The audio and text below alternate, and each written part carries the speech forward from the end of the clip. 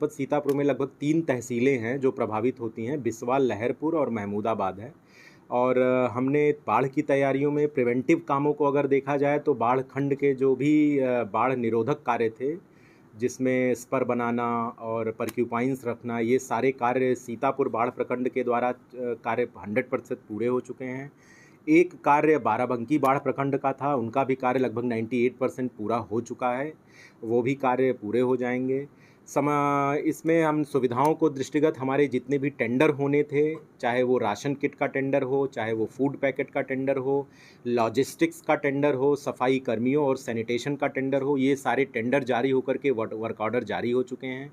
अब तैयारियों पे अगर आते हैं तो हम लोगों ने तहसीलवार तैयारियां, एक्शन प्लान बन गया है।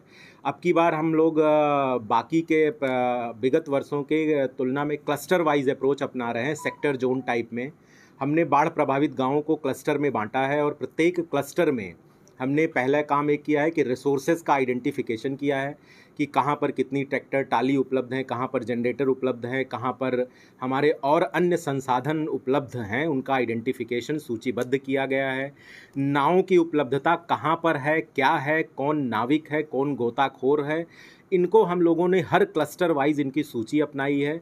संसाधनों के लिए एक नोडल अधिकारी नामित किया गया है कि जो इन संसाधनों की उपलब्धता आवश्यकता अनुसार सुनिश्चित कराएगा।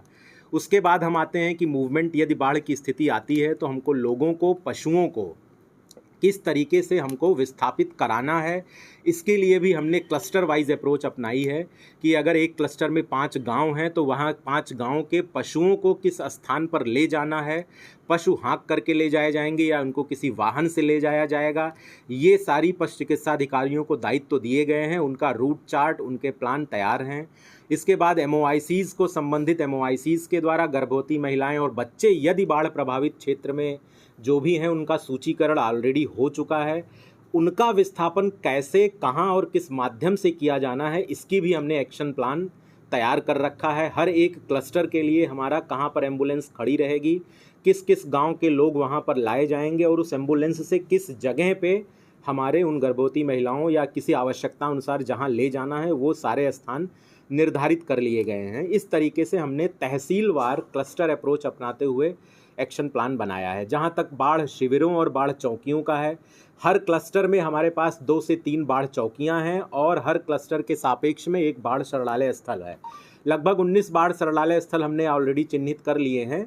आवश्यकता इतनी की नहीं पड़ती है, लेकिन फिर भी एक नई अप्रोच हम लोग अपना रहे हैं इस बार कि यदि कहीं पर यूजुअली होता है कि गांव वाले बाढ़ शरणालय स्थल में जाने से मना करते हैं कि 2-3 दिन में पानी रिसीड हो जाएगा, तो जहां कहीं भी ये शासन के निर्देश भी हैं, जहां भी व्यक्ति रहेगा हम उस जगह पर उनको वो सारी सुविधाएं प्रदान करेंगे जो कि एक बाढ़ शरणालय स्थल में प्रदान किया जाता है।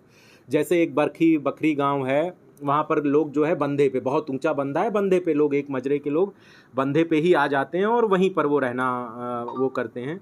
तो उस पर भी हम बाढ़ शरणालय स्थल की तरह उसको डेवलप करेंगे। वहाँ जानवरों के रहने की सुविधा, भूसा और चारे, उसका भी टेंडर ऑलरेडी हो चुका है, इसकी भी व्यवस्था, जितनी भी आवश्यक सुविधाएं हैं जिनको हम एश्योर्ड मिनिमम फैसिलिटी और लोगों के सम्मान को देखते हुए जितनी भी व्यवस्थाएं हैं, उन सबकी प्लानिंग ऑलरेडी हो चुकी है और हम लगातार इस पर सतर्क दृष्टि बनाए रखे हैं।